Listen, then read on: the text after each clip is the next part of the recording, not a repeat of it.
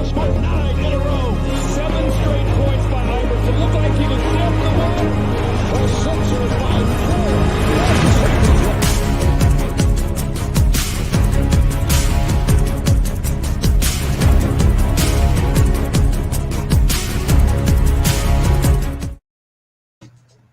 And welcome once again to the Sports Skillet Radio Show. We are live here courtesy of the Heat Ratio streaming service. We are Sports Skillet Radio. We want to thank you for taking time out of your day to join us. However you are finding us, we appreciate it. And we want to encourage you to download our podcast as well. However you are finding us via Facebook, Instagram, Twitter, social media, however you're finding us, we appreciate you taking time out of your day. Thank you so very much.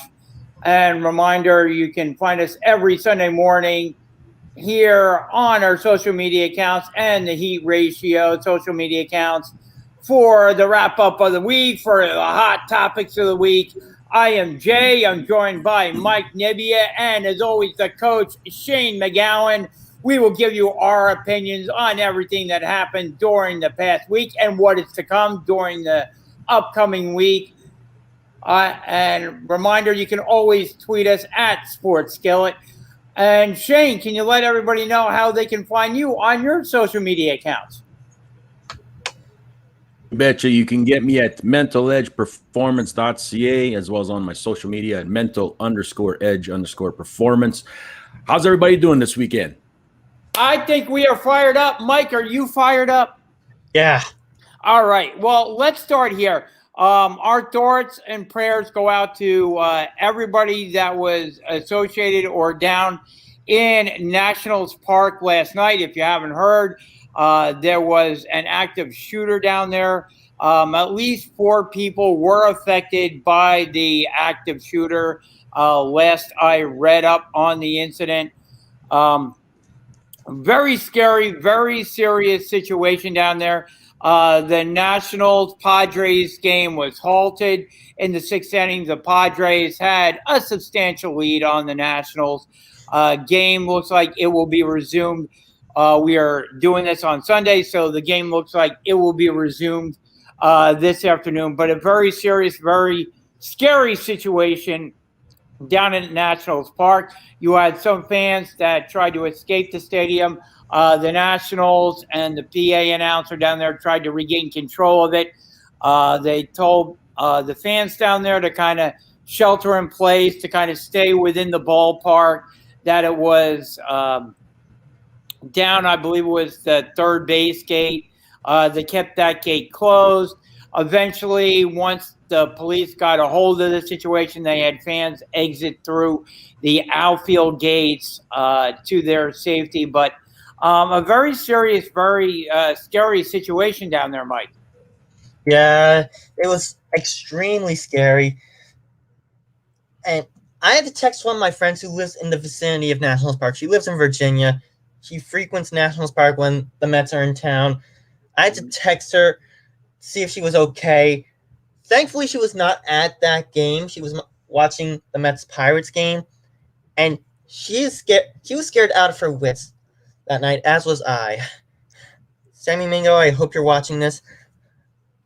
I just don't know what else to say.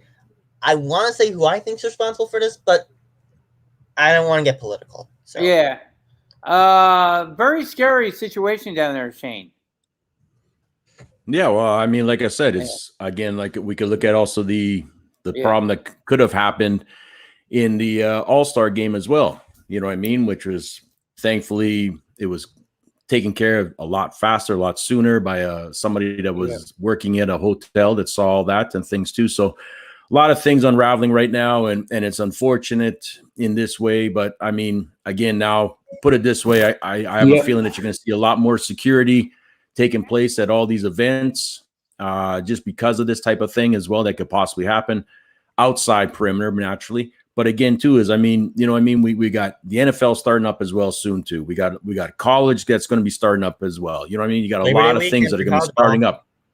And like I said, we gotta make sure that we stay on the ball on this to not have any of these terrible, terrible things happen you know what I mean, and try to do our very best, because like I said, the last thing we want is another Vegas type of a shooting by all means, you know what I mean?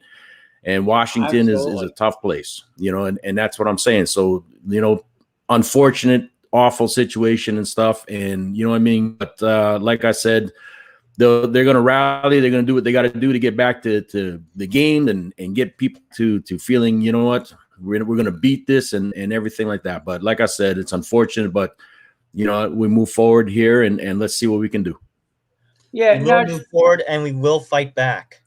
Absolutely. Now, Shane, do you think that, you know, I mean, we're just getting through the whole, well, actually, we're maybe heading into another COVID situation, but right now we're kind of getting back to what we think will be the new normal on the opposite end of the COVID situation. Do you think this will have any impact on people attending sporting events at all? Do you think that'll be back in their mind? I mean, you have the whole COVID thing already. And the vaccine rate slowing down. Yep. Do you think this will change? Do you think this will have any impact on people attending sporting events or concerts, something like that? Yeah. I think it's going to put some at a little bit of unease for the next few months, you know what I mean? And seeing how things are. Like I said, right now, you know, summertime is here. It's hot in a lot of parts of the country and everything like that. And people are still going to be very leery. And you still got this happening, this type of a situation just transpired. Then you've still got your vaccine rate that's not quite as fast as it should be in certain parts of the country. So like I said, you're going to get people that are going to be a little bit more cautious. And I think that's pretty much just being cautious. And you're going to just kind of sit back until possibly, I think maybe after we get closer to September-ish, you know, type of atmosphere, and then start seeing, we'll see when the NFL pops up too. You know what I mean? We're going to see exactly what we get for fan base, crowd base, everything like this too, that want to, you know what I mean? Baseball's been moving right now quite well. I mean, NBA, you know, in its playoffs have been moving quite well with things like that too. So people are attending, but when it comes to the baseball right now, I think you're going to see maybe a little bit of slowing down in some of it as others start to get ready for, say, NFL and college as well. Yeah. What do you think, Mike? I'm going to have to agree with Shane on this one. Let's wait for Labor Day weekend. Let's wait for college and the NFL to start up. Let's wait for NBA and NHL to start back up. See where things go from here. This may have an impact on us attending sporting events. We may start to see vaccinated sections and unvaccinated sections. Oh, great. Civil rights movement all over again. Are we living in the 60s for some strange-ass reason? I don't know, Mike, I tell you. But, yeah, I do agree That's what I feel like. That's what it's feeling like. We're living in the 60s. I do agree with Shane. I think it'll give some people a little bit of pause before purchasing the ticket a little bit. I think people will be more cautious, maybe looking around as they enter the stadium, you know, because you don't know the people that are around you. You don't know what they may be up to. You don't know what their deal may be. I think it will put people a little bit more on edge, make people more aware of their surroundings, so to speak. Hey, let me ask you something there too. Is what are your ticket prices like? Have your ticket prices gone up for ball games so far? Not for the Thunder, no. No, I don't think the prices have gone up. But you do mention an interesting thing. I wanted to bring this up too regarding our baseball topic here today. Is that the ratings for the tickets haven't gone up, but the ratings for the All-Star game when they had Shohei Ohtani right there, front and center, the big marketing tool behind Shohei, you know, was going to be DHing, was going to be on the mound to start the game for the American League in the first inning. But the ratings weren't really there, Shane. I mean, it was very similar to like an episode of CSI or something like that. You know, like maybe like 2 million, I think 2 or 4 million people watched the All-Star game, which really isn't all that much. Do you think baseball is in a little bit of trouble there, Shane? Yeah, I do. when you get ratings that bad, you know you're in trouble, especially when you've got talent like you did, like Like look Joey at Ohtani. Ohtani. I mean, you got look at who won the MVP. I mean, Guerrero, though. I mean, that guy is great kid. You know what I mean? And you've got talent out there and stuff and everything, but it's getting to a point where something needs to change because you're not getting that viewership. You know, and they were talking about it this week about the streaming, you know, the streaming and everything like that too was in many ways, right? You know, and that's kind of concerning if you're MLB because you're paying a lot of money for a lot of players, a lot of rights, a lot of things, and you're not getting in through not only just the gate in some ways, but through that TV revenue. So I think they're going to look at something a little bit more differently of why that's happening. And especially trying to compete with other teams that are going to be starting up here with other sports, you know what I mean? Soccer, NFL, everything like this too. So there's a lot of things that the MLB is doing wrong. Will be getting its playoffs in full swing soon. You're probably getting more viewership watching the Open, for Pete's sakes. You know what I mean? And that's not a great thing. You know, that's not a great thing. Beats you know you're in trouble. Exactly. Yeah. And this is kind of reminding me of that 1992 All-Star race. They had NASCAR and RJ Reynolds had to save the All-Star race. So Humpy Wheeler and Bruton Smith went to RJ Reynolds in Winston-Salem and proposed running the All-Star race at night when they didn't have flights. But it took them 10 months. They had 10 months to put lights up at Charlotte Motor Speedway. They did it, and the All-Star race was run at night. It's been run at night ever since. Yeah, you have to figure something out because you have to bring the young people into baseball. They're the lifeblood. You have people, Shane, like, you know, myself and, you know, the older crowd, my brother, my dad, you know, that love the game of baseball. But you have to energize the sport. You have to bring the young viewership in there. And if you're only getting like 2 million, 4 million viewers, you know, like nothing more than a regular episode of like CSI or Law and Order SVU, you know, that's not good for the game of baseball. Been on for what, 20 plus years? Yeah. You know, when you're not getting that bump in the ratings, when you were putting out Shohei Ohtani, who is the be all end all, the Babe Ruth of professional baseball that, you know, people clamor to see now, especially here. Now we're taping this here on the East Coast. That's where I am and Mike is. And, you know, we don't get to see Shohei Ohtani all that often. So he should be this like unique thing. Like, hey, we get to see Shohei tonight. You know, we get to see him show up and show out and show off. Yeah. And we unfortunately, you know, didn't do that in the Derby. Yeah, you know, and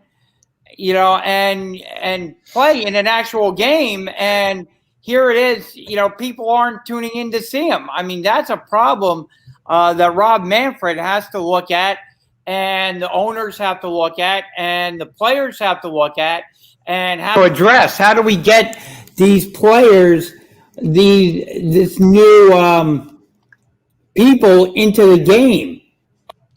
Can we bring back This One Counts? Make it count for the World Series. Make the All-Star game count for the World Series. What was that, Mike? Can we bring back the All-Star game counting towards the World Series? Give the winner of the All-Star game home field advantage for the series? No, I don't think that would be good. I had a lot of. It was good. What do you think, Give Shane? Something more to play for. What do you think, Shane? Well, you know, I remember a couple of years ago we talked about this and said how we were losing the younger generation, and you're losing the younger generation to things like soccer, lacrosse, sports like that. MLB has been around for so bloody long. You would think that how can we entice them more, and you still haven't been able to do it. You go into bitter contract deals, you go into a lot of fighting amongst each other and everything like this, and yet you get all these young talents coming up, and nobody really, other than the older guys, the older generation, are looking forward to seeing them, you know, and what they're bringing to the game. But why can we not get the young ones to also enjoy that too? Well, that's sport. Like I said, from the grassroots area, they're not promoting it enough either. I mean, there's a lot of things that you should be doing. I mean, as an example, I mean, if you got little people out there, you should be getting them more to the you know what I mean? You should be doing something in that way of promoting it better in that way as well, too. You should be doing a lot more like this to bring them on board. And I think that's the only way you're going to build this sport back up, a fan base of the younger generation. I've got an idea. How about a Little League All-Star game to take place during the All-Star break? Well, I know they do the Little League All-Star game, and that's highly attended. So you're saying to move that from where it's currently at, Mike, to the All-Star break? Yeah. That's an interesting thought. You know, get some viewership there. That might be an interesting thought. You know, one of the days during the All-Star break, maybe that last day when you don't have any games played, maybe do the finals of that. That might be an interesting thing. Yeah, do the Little League All-Star game on the last day of the All-Star break at the All-Star game venue. That might work. But it still comes to the same thing, though. Are you going to attend all of those events? Are you going to get Are you going to get the media? Are you going to get the TV? Are they going to be showing it? Like I said, you could throw out all these things, but if you're not getting the attention of the media and the people watching, like honestly, I'll be honest, I skimmed through that All-Star game, right? I didn't focus on it. Why? It's not drawing me to it. There's something that's not drawing me to it to want to sit there and watch it and things like this too.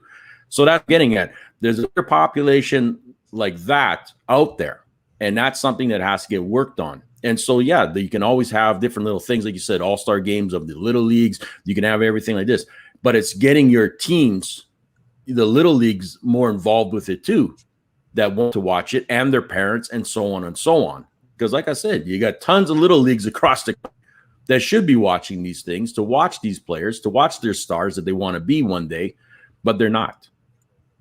And that's where I'm saying MLB is dropping the ball on this. Very true. And like you said, Shane, a lot of MLB people relate to MLB with the labor war that goes on between the players. Don't remind me about 94 labor war. Yeah, and we got another one coming up, too. I was about 2 months old when that occurred, and that basically broke the Montreal Expos. Yeah, and we got another one coming up, Mike, at the conclusion of this season, when the collective bargaining agreement, expires. So hopefully the cooler heads prevail in that one. Lockout, strike, whatever comes of it. Oh no, those are taboo words in the sports world. We already went through 2 lockouts in the NHL. I know, and it looks like there may be another one coming up in baseball, because we saw what happened when the two heads tried to come together last year to play a season, and the two sides went back and forth, and they just got in, what was it, a 60-something game season. 60-game sprint. Yep, last year, because the two sides couldn't come together. So who knows what's going to happen at the conclusion of this season when the two sides go back and forth. But, I'm afraid Bettman will strike again. And that's the problem with that, is that then all of a sudden, guess what? Your viewership goes to another sport. Yeah. Bettman. So, Mike, we got some bad things going on with the New York Mets here. They lose the game Saturday night on a walk-off grand slam home run to the Pittsburgh Pirates. Jacob Stallings hits the home run for the Pittsburgh Pirates, and they walk off the Mets with that grand slam. The Mets get further bad news. DeGrom has a tight right forearm, so he was pushed back from his start. We don't know when the Mets are going to get him back on the mound again. And Francisco Lindor is on the IL. And looks like some bad news around for the New York Mets to begin the second half, Mike. Not just bad news for the Mets, but bad news for my fantasy team, because I have DeGrom and I have Lindor on my fantasy team. So this is totally going to wreck me for the time being. And DeGrom's been keeping me in the hunt for my fantasy leagues. But for the New York Mets, Mike, losing DeGrom until who knows when. I mean, he hasn't been able to. The Mets were going to start him early this week. Now, who knows? Yeah, they were going to start him Monday. Yeah, who knows when they're going to get him back? You know, because I'm betting they save him for a divisional game. Yeah, I mean, losing DeGrom puts a lot of pressure on the rest of the Mets starters. You know, and then losing Lindor, who they paid a lot of money for in the offseason. $341 million. Yep, losing him, not a good thing for the New York Mets. I know he's kind of been underperforming for the majority of the season, but he was kind of coming on as of late. He was coming on towards the end of that first half. And it was starting to look like $341 million well spent. Dropping the bucket for Steve Cohen, who's got $17 billion and climbing to his name. Very true. And then you've got Michael Conforto, who has been underperforming, I would say, just about all season. And his contract runs out at the end of the year. So what do you do if you're the New York Mets, Mike? What's your idea for trying to help out the Mets here? Okay, first off, you got to re-sign Conforto. Money is no object when it comes to Steve Cohen. You got to re-sign him. He's a fan favorite. You got to extend Nimmo. And you got to see what's really going on with DeGrom. First and foremost, he's your star pitcher. He's basically superhuman on the mound. Also, see what's going on with the pitching in AAA. There's got to be someone in AAA who can help out, plug the gaps while DeGrom is on the mend. Yeah, but do you throw a lot of money? You're saying give Conforto everything he wants, Mike. Do you actually do that? Because here's the thing. He's been underperforming this year. And yes, in the past, he's done well. And you may not want to use him. But I think with his history, maybe you give him, instead of throwing a whole bunch of money at him, you maybe give him a 1-year deal with a club, not his option, a club option for the following year at, maybe what might be a fair market value for him. I don't know that you go throw the whole kitchen sink at Conforto, Mike. I don't think I don't know injury history. Yeah, I got to disagree with you there, Mike. I can't throw a whole. Conforto's injury history. I mean, you're be a little cautious with him. Yeah, I mean, I don't think you throw a whole bunch of money at Conforto to re-sign him. I really don't. I think you have to be a little bit cautious with him due to the fact that he's underperforming this year. You don't want to get stuck in a bad contract situation. Like Jason Worth. Yes. I knew that Jason Worth contract was bad the moment I heard about it. You don't want to get involved in a situation like that where you're stuck and you have a player who's hurt maybe or who's healthy but underperforming and you can't move him, and then you're stuck with him on your team. And in order to move him, you have to either eat the contract or majority of it and to get back a decent prospect, or you have to trade him off for a middling prospect or something like that. I mean, I don't think you can throw the whole kitchen sink at Conforto at the end of the year. I don't think you can really do that. But I see your point in wanting to get Conforto back. I do think he's one of the fan favorites. The fans love him. The team loves him. Same with them. The fans and the team love him. Even ownership loves him. Yeah, so I think, get back the fan favorites and see what you can do to plug the DeGrom hole. Yeah, that's not going to be very easy to do. The good thing about the Mets is they do have a lead in the division. So they can, I know after the current losses going on the Mets Twitter feed, it was ugly. It was like, fire the manager, Fire Rojas. with What? One of my trade. female friends, Samantha Jacobson, even had a Batman reference that she'd become the Joker if the Mets blew it. In response to that, I'd say, if you become the Joker, I better become Batman. I don't know. The Mets may need a Batman at this point, Mike, And in order, Matt Harvey. in order to save their season. They need something, and losing to the Pittsburgh Pirates, especially on a walk-off grand slam, is not the way to begin your second half of the season. Pirates being one of the worst teams in the NL aside from the Diamondbacks. Yes. So not a I good can play short. I can play shortstop for the Mets. Maybe they may have to reach out to somebody to bring somebody in there. Just give me a glove and a number 24. I'm set. So do you think so again, we check in again. Do you think the Mets will be buyers at the trade deadline, Mike? I think you have to be buyers. You got a division lead. You got some holes to fill. You got to be buyers. I agree with you. I think the Mets should be buyers at the trade deadline. They're in first place. Question is for who? Do you go with Trevor Story? Do you go with Chris Bryant? Or do you go starting pitching? That's a good question. It depends on what the Mets feel their big need is. Do you think their need, in your opinion, Mike, do you think their biggest need is pitching, or do you think their biggest need is offense?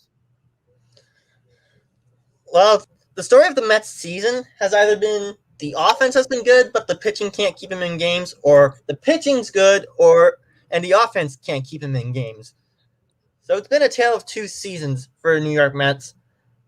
But with the injury situation with DeGrom, I'd go pitching just in case DeGrom doesn't make it back before the deadline. If he makes it back before the deadline, you need offense.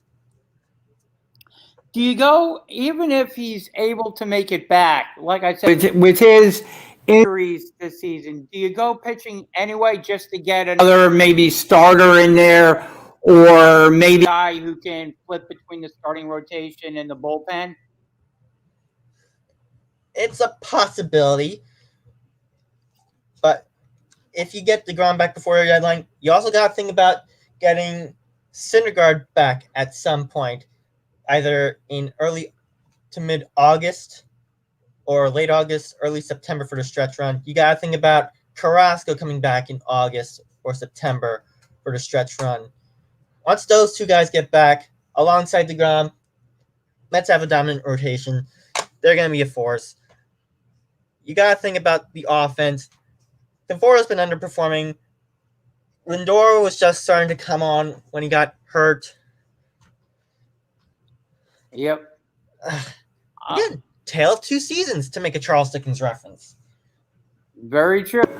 I wanna go into this for a little, to kind of continue the baseball discussion a little bit. We saw an incident with the Phillies to begin the second half of the season when Alec Bohm came down with symptoms related to COVID-19, the coronavirus. He was placed on the COVID-19 list, so he's out until he can be asymptomatic. But in addition to him, we had a Phillies starting pitcher go out. We had some other players go out that were close contacts to Alec Bohm. Shane, I'll throw this at you to begin. Do you think that athletes should get that COVID-19 shot, even if it's kind of against what they believe in? This one's going to be debated for the centuries, because, like I said, it's your personal choice of what you feel. You know what I mean? And you're right of either getting it or not getting it. It's also one of those things too, where the hesitancy because of it being so new, put it that way, right? I've seen coming in so fast for something like this compared to other pandemics that have happened around the centuries. You You know gotta what I mean? remember, Of Shane, it being we 3-4 years. 19 years ago, we had gone through SARS, the first SARS coronavirus, and all that research we did into the first SARS coronavirus went into this coronavirus. I want to get Shane's opinion on this, Mike. Yeah, it also took 4 or 5 years to get the polio vaccination too. You know what I mean, and things like that. So you gotta be a little bit more smarter to say that you're just, getting a shot and hoping that this won't cause long term of some type of complications either. And some people who just basically, as time has changed, don't necessarily believe in all these vaccines of certain things, and that's because they don't know the full things that go into it. It has not tested. Put it this way: we right now are the guinea pigs in many ways. If you think about it, we're getting tested, millions upon millions upon millions, and you're finding complications with certain ones. So there's a lot of things. There's a lot of questions. There's probably more questions than answers. And there's also professionals that have come out and said the same thing. No, you don't need this. It's whatever. So it's a personal choice. And yes, it's a frustrating one because, it's going to make things very complicated. And I think we're going to see, especially with the NFL coming up too, of how they're going to try to make it where players that are not taking a shot, how are they going to be, put in a position to play, to be in meetings, be part of the team in certain things if you need to be distancing yourself. And right now, I mean, it's funny because you guys down there are farther behind than we are up here when it comes to the vaccines, and everything like that. So we've got ourselves more or less 80% of the country, vaccinated with at least a shot, as they say. And move forward, and you guys down there from state to state, they're all over the place. I mean, Tennessee is sitting at like 37%. 40% last check. Yeah, that's pretty low. What I mean. So that's pretty low considering that you guys are going to be starting up college ball and everything like that, which is going to be nothing but party central in Nashville. So, like I said, it's going to be the Delta variant another. You already got the Delta variant. So it's not even about, you got the Delta, you got the Beta, you got everything. So there's a lot of things that even your own president is saying the same thing, going, we gotta figure this sucker out. So like I said, it's a personal choice. And again, too, is I hate to say it, but even people that have been vaccinated have still caught it. And that's proven in pro sports. Not only him, but okay. So you got to ask yourself, okay, so I got double shot, but I still this thing even after the 2 week, as they say, and so on and so on. So there's a lot of things that are transpiring. Yeah, this is true, Shane. If you go to Rich Eisen, who has his own talk show and who's also associated with the NFL pre and post game shows on, I believe it's Fox or and or the NFL Network. NFL Network. He's been with the NFL Network since it debuted. Yeah, and you go to his social media account. He said he's come down. He's been symptomatic of the coronavirus recently, and he said I got both of my shots, and yet I'm still symptomatic of the coronavirus. So he's been placed into quarantine. So, you look at it, and I know some people, Aaron Nola was the Phillies pitcher who was a close contact of Alex Bohm that's been placed on the coronavirus list. So we're waiting to get him back on the Phillies. But you're right. It's very difficult because you can't necessarily force someone to get the shot to prevent the virus, but it comes down to, do I want to get the shot? Should I get the shot? Versus their personal opinion. Well, what does it do for me if I see Rich Eisen, who got the shot, and he's still coming down with symptoms of the coronavirus? Exactly. And that's what I'm saying is it's coming down to that as well, as of going, okay, so my symptoms may not be as severe, as what, because I've gotten double vaccinated, but I'm still catching it. even vaccinated. So why should I get that put into my body? If it happens and it comes to me, I'll get it. I go with it. I do what I have to do. But I mean, really, this is the craziest part, because you're not immune to it. You're still acceptable to getting this, and we're going to see it more and more, especially as we get closer to the fall season and things like that. And the fact that more and more people are being a little bit more reckless at certain things too, so it's be part of life in this way. And it's about how can we deal with it as we move forward. Yeah. And you see sports are becoming more, how can I say it? Proactive towards getting their players to get the shot, because they're not suspending games or postponing games as often as they were last year before we had the shot, because they're just going ahead. We've created some practice squads or people that you can call up at the moment if a player has to be put on the list, has to be quarantined. We put these mechanisms in place, and we see that, we saw that, I believe, with the New York Yankees, calling up players from their taxi squad, if that needs to be the case and a player needs to go on the list. We saw definitely with the Phillies, obviously, and we see leagues not being as willing to postpone games.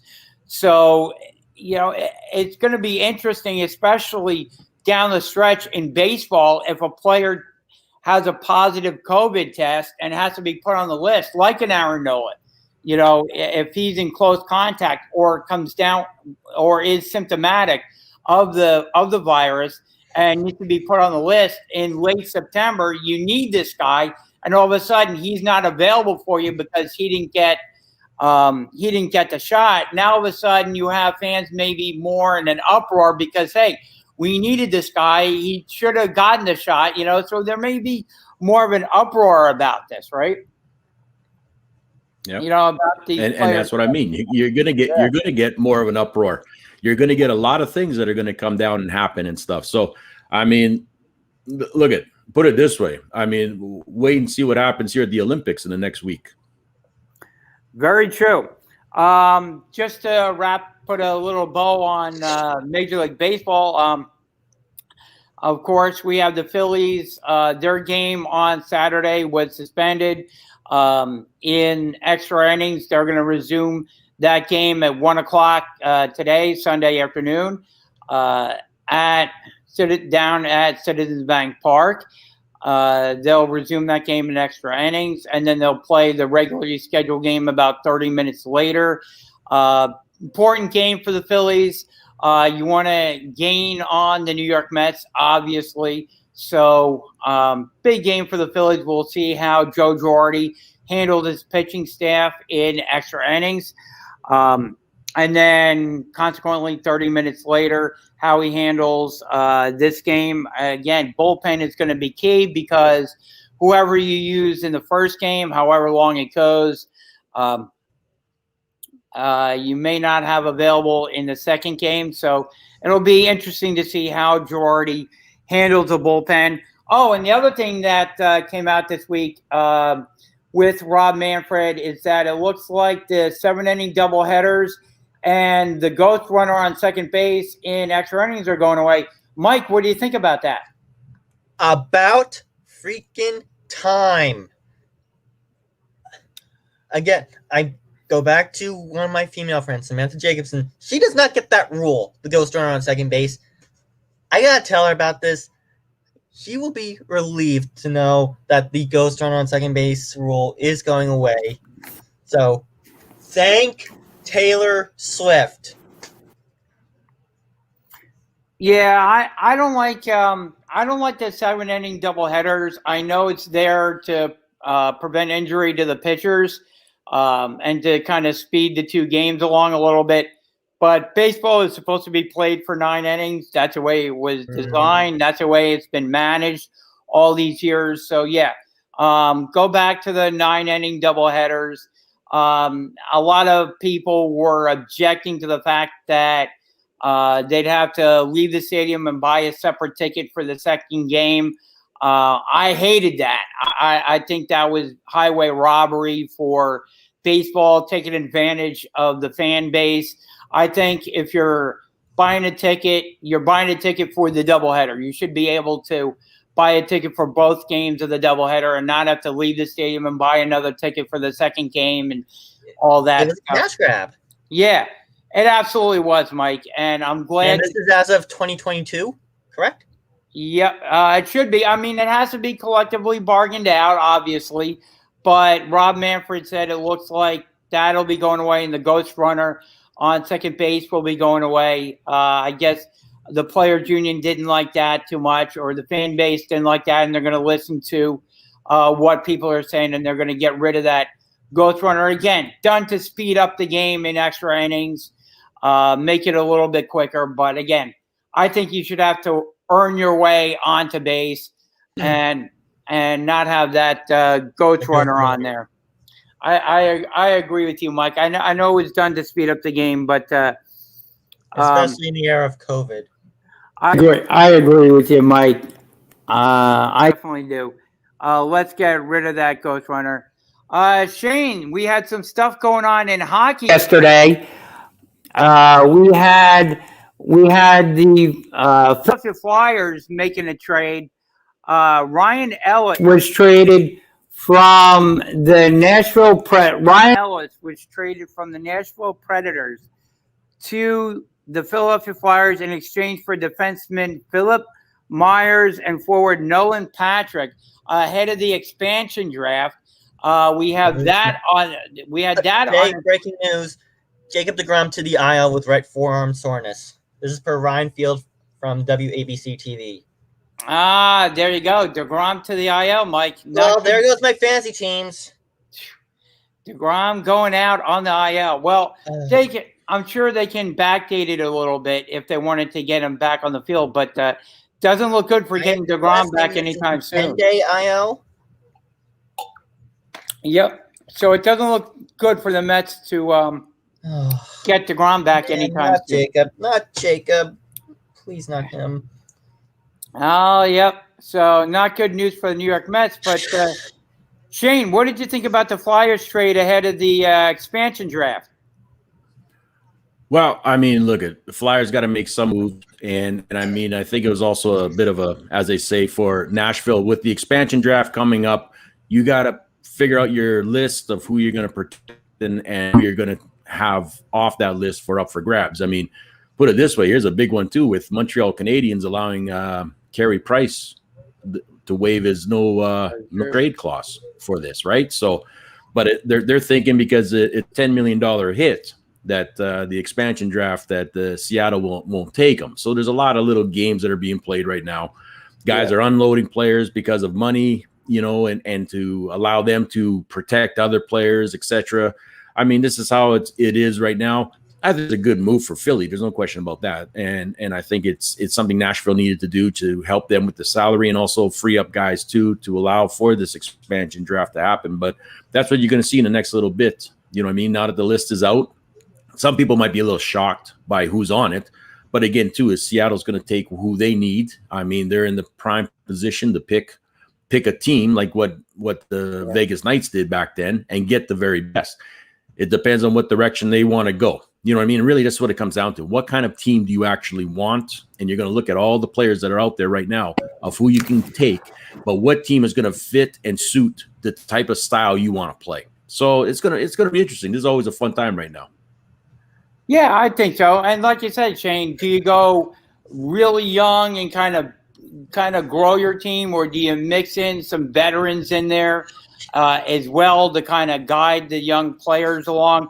Or, like you said, do you try and catch maybe lightning in a bottle like the Vegas Knights did and all of a sudden become an immediate Stanley Cup contender? You know, because like you said, we saw that with the Vegas Knights when they did their expansion draft. They caught fire and were able to get a Stanley Cup out of it.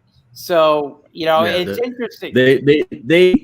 they also did a lot of side dealing during that time too. So I mean, it was pretty much a rigged thing, and they won't ever have that happen again. You know what I mean? So Seattle won't get that luxury in that way of certain deals.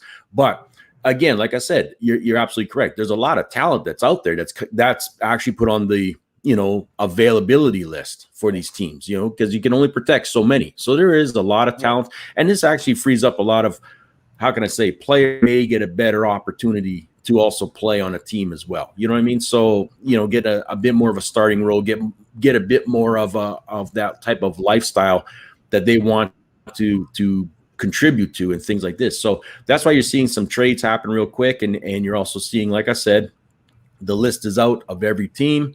And on that list, who is it that you think, Seattle wants to go with? And by who they take, you're going to kind of get an idea of the type of team and direction they're going to be going, whether it be, like you said, more veterans, more younger, or are they just going to play a certain style that they think they can rebuild and build up on. So, yeah, I mean, it's going to be interesting, but good for Seattle of who they take and everything like that. But, I mean, there's going to be some shakeups this year, that's for sure. Very true. I'm going to be interested to see what type of team the Seattle Kraken, I like that name too. The Kraken. Release the Kraken. I kind of. I'm surprised that the Islanders protected list. Josh Bailey and Jordan Eberle exposed. Yeah, that kind of surprised me a little bit too. But it's a money things. It's all cash. Exactly. You've got other guys coming up for contracts too that you got to kind of figure out how are we going to pay. Now they may not get picked up, you know what I mean? Depending on what's going, they might lose one of them. You never know. But when it comes to the rest of the team of contracts that are coming up, you got to look and say, oh, we gotta figure this out. This is some way a bit of a blessing for some of these GMs because of the money that they're hit with and the caps and stuff like that. But like I said, it's a tough situation for some players because, they might be on the move. Yeah, especially some popular players. I believe, like, for the Flyers, JVR, John Van Riemsdyk, was unprotected by the Philadelphia Flyers. He was on the list. So I believe now he can be protected. So that may be one of the reasons why Chuck Fletcher went out and actually made the trade so he could protect JVR and bring JVR back to the Philadelphia Flyers. And like you said, it's a chess match, with some of these players in hockey and some of these teams. Okay, I can go ahead and make this trade, ship this guy out, and I can have a little bit more salary cap room, and I can protect this guy now, a popular player on the team. So it's a very interesting chess match that goes on ahead of the expansion draft with all these teams. Very interesting. And like you said, I'm going to be tuning in to see what type of team the Kraken put together in their inaugural season to see how competitive they're going to be. And one of the things is, you look at the Kraken's head coach is Hackstall, the former Flyers head coach. Dave Hackstall. Yep. So he's familiar with. I thought they were going to go with Rick Tocchet. Went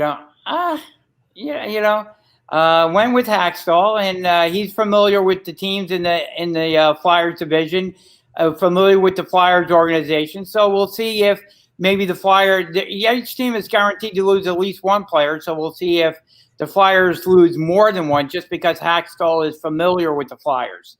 So we'll see what goes on there. And Shane, before we have to get out of here, I want to touch on the NBA playoffs here. Do you think the Suns are finished, Shane? Because we have the Milwaukee Bucks up 3-2 now. Bucks only have to win one more game out of the next two to become NBA champions this year. Do you think the Suns are done? This is becoming another reverse situation where the home team wins 2. And then now you go on the road and you might go 1-1. So you might see this pan out into that, where all of a sudden the Suns come in and they take that from Milwaukee at home. You know what I mean?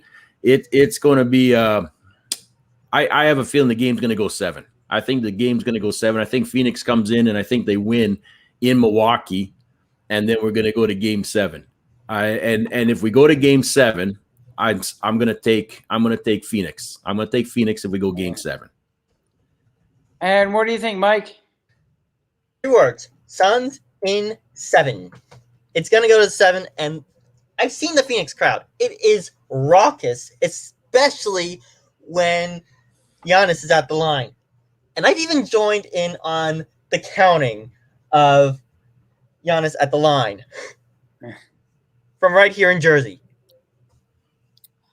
Yeah. What do you think the Giannis effect, Shane? Do you think the Suns will be able to slow him down? Because the Suns got out to a lead in the first quarter Saturday evening, but then weren't able to hold back the Milwaukee Bucks. Milwaukee Bucks end up winning the game. Close game, I will say, but Milwaukee ended up taking it. What do you think of the Giannis effect, Shane? Well, first off, you got to look and say Drew Holiday and Middleton are the ones that put a bit of a notch in that. I mean, if Drew played phenomenal at this time, sure. You know what I mean? Can he be consistent like that? Because if he can't be consistent like that, you're losing a few points, you know, and I think that was a big factor there. So a lot of it's going to depend on what type of plays you're going to get out of Middleton and Drew Holiday. And then, like I said, Mikal Bridges played well for the Suns. He was out there. He was nailing a lot of threes. Booker played really, really well in these last 2, especially. It's Chris Paul that needs to up his game a little bit more too and make a few more extra shots. Aiden is doing what he's got to do. But like I said, if you can get Drew Holiday get as high up in the points of making those shots and slow Middleton down, is where you got to isolate and make your move to capitalize on. And I think that's all it came down to, because like I said, the games are close right down to the end, but those 3, Giannis, Middleton, and Drew Holiday, actually put on quite a show. And I think that's what it came down to for them to win this. So you're thinking they can kind of slow those guys up a little bit in Game 6? I think Drew Holiday is just unpredictable. Okay. I think Drew is a little unpredictable. You know, not that he's on the court for 40 minutes. There's no question about that. But I think his shooting can be kind of hit and miss at certain times. Yeah, he had it going last. There's no question about that. But I don't think he's as consistent to do that night in and night out. And I think that's where they're going to try to rattle him a little bit to get him off of that game type of style where he's not going to be getting you 20 some odd points, you know, raw points like that. So I think that's going to be their big plan. You know, Giannis is going to get his points, and that's fine. You're going to get what you get from Giannis. But for the others to pick up that slack and get those points, that's where you have the problem. And I think that's where they're going to try to contain. I agree with that. I think Suns in 7 as well. I think the Suns will figure something out.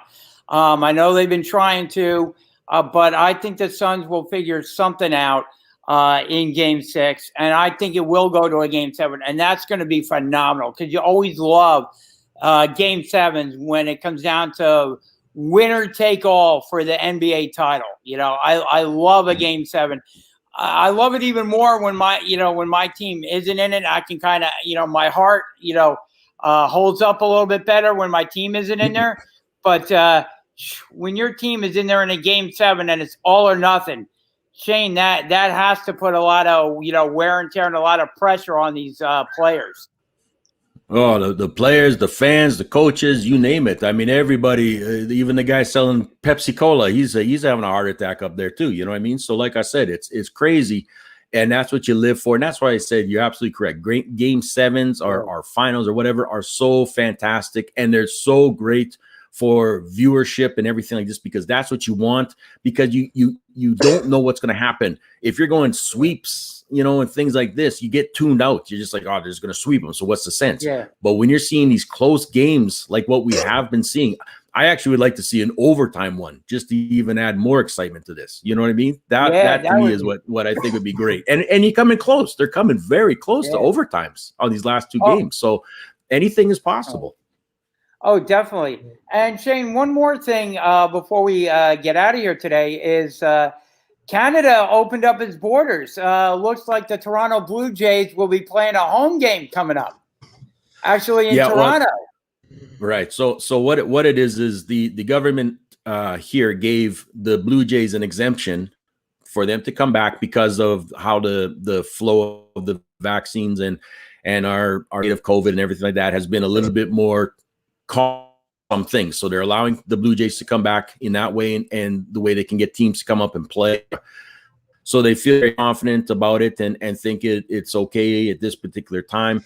I know that what they're hoping for is come September, a little bit more transition of, back and forth of the borders being more open for general public and everything like this too, upon vaccinations and everything like this. So like I said, you get tested, whatever, and so on and so on. But I mean, they're trying to make things happen again, which is good. It's good for the Blue Jays to finally get back. I think they'll feel a lot more comfortable too, being at home. And again, too, for us, they're just slowly putting fans in. They're not bombarding it with 50, 60,000. You know what I mean? They're just doing it in a very slow manner, allowing people who have been double vaccinated allowed in only at this particular time too. Oh, gotcha. So it won't be a full stadium when the Blue Jays return. I believe in a couple of weeks. Yeah, not at this particular. They did it just like what they did for the Canadians game, where they only allowed 2,000 fans, 2,500 fans, and they had to be vaccinated, double vaccinated. Well, they're doing the same thing with the Blue Jays, double vaccination. It might be say 10,000, right, because of the size of whatever it is, but you have to be double vaccinated. That's they're cautious. That's the way they want to be, and that's how it's going to be until they feel more comfortable of letting it slowly open up even more. But that's the way it's going. So it's a slow progress here, but it is happening. It is progress, and we like to see that, and we like to see the Toronto Blue Jays playing in Toronto. I know this has kind of been tough on them playing, not really knowing where their home games are going to be played. Is it going to be down in Dunedin? Is it going to be in Buffalo? Kind of been up in the air with the Toronto Blue Jays over, the past few months. Now they actually get to go home and play their home games in Toronto. I'm sure that means a lot to them. Like you said, Shane, with the players. Oh, yeah. And yep, huge. So, I mean, like I said, it's good. In Jersey. So what's going to happen with the Bison playing in Jersey? Are they going to go back to Buffalo now that the Blue Jays are heading back to Toronto? We don't know I would assume so. I would assume now that the Toronto Blue Jays are playing in Toronto that there will be a sense of normalcy throughout the organization, and the Bison will go back to playing in Buffalo again because that's their home stadium. I would assume. We're already halfway through the AAA season, so what's going to end up going on with the Bison/Thunder? Thunder, I think, play at Rider, University. And I think the Bison, go back home to Buffalo, play there. But nice having the AAA guys at Arm & Hammer Park, and I hope this shows minor league baseball and Major League Baseball that the Thunder deserve to be in affiliated baseball again. I hope so. I would like to see it. Absolutely. Hopefully as a Mets affiliate. Hey, you never know. Maybe the Mets will move one of their affiliates to Trenton. I wouldn't mind seeing it. We had the Yankees there for a while, so why not move them? Yeah, why not move the Mets over there? Mike, if you're listening, get the Syracuse Mets to Trenton on the double. There you go. So, Mike, any final words before we sign off today? Yeah, I just want to give my NASCAR preview. Sure. Before we sign off, we're in Loudon, New Hampshire this week for the Foxwoods 301. Track's just over a mile. It is a short track that races like a super speedway. Very flat track, too. And Piers will be at full capacity in New Hampshire. And my pick for New Hampshire, Kyle Larson. He's done well on the mile and a half this season. He's done well on the intermediate tracks. I think he'll do well on a short track. So Kyle Larson's going to be my pick for the Foxwoods 301, and it'll begin at 2:30 on NBCSN with the race going green at 3:13 p.m. Gotcha. And Shane, race at 3 green flag 3:13. Gotcha. And Shane, any final words this week? Anything we didn't cover? Well, we didn't quite cover the old Deshaun Watson possibly going to the Oh, Eagles, yes, but that's we may true. talk about that next week. We'll talk about that one next week. When actually this week when we got some teams opening up for training camp. Eagles don't need that toxicity. We'll see my No team needs prediction. that toxicity. Deshaun Watson is a toxic son of a gun. I don't think any team will take him. Hold on to that thought, Mike, because I have a comment to that. But tune in for next week. Like Shane said, training camps are going to be opening up, so we'll give our preview as the training camps start opening up. I'm looking forward to that, Shane. Training camp kind of preview, what we're going to be looking at. You bring up a good topic with Deshaun Watson. I have a theory on how that may be related to Zach Ertz. So, again, we want to have everybody tune in. Again, you can tweet us at Sports Skillet. You can comment on our social media pages. We love hearing from you. And, Shane, can you let everybody know once again how they can find you on your social media sites? Yeah, mentaledgeperformance.ca is at mental_edge_. And you betcha next weekend we'll break down a little NFL, boys. Absolutely. Looking forward to it. And Jay, I sent you a reminder to reactivate the Sports Skillet League because fantasy football season is coming up on us pretty quickly. That is very true. Shane, that brings up a good question. Do you play fantasy football, Shane, at all? I have, yes. Yes, I have. Gotcha. Yep. And we cover the Heat Ratio covers a lot of fantasy sports. So, again, you want to tune in to the Heat Ratio for fantasy sports information. They do a great job. Tony Jigsaw Cotillo does a great job at covering fantasy sports. So, again, keep it tuned to Sports Skillet. Keep it tuned to the Heat Ratio. We do a great job. We got you covered for your fantasy sports needs right here. And I want to thank everybody for tuning in this week. Again, tune in next week. We'll be covering a lot of NFL. It's training camps open up. And again, everything that goes on during the week. Have a great weekend, everybody. Stay safe. And we'll see you right back here again next week.